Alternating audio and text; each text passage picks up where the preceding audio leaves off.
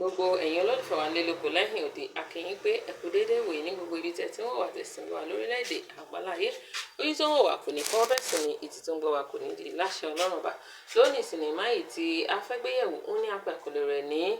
ìyàwúrà apá kejì fún àǹfààní gbogbo ẹ̀yin tẹ̀sán YouTube channel wa fún ìgbà àkọ́kọ́ ẹ jọ̀wọ́ ẹ tẹ subscribe button ẹ like ẹ share ẹ comment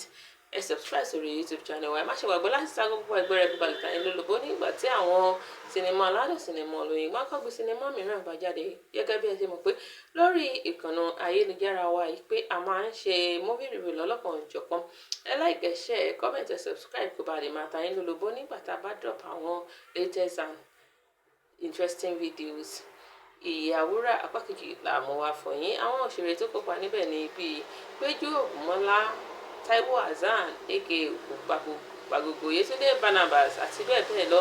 Àwọn onírè jì báyìí láti jẹ́ mìíràn ọjọ́ rẹ̀ ire lójú owó rí ire lójú gbọmọ rí láṣẹ Èdùmàrè ó dàbò tún dìgbà mìíràn ire.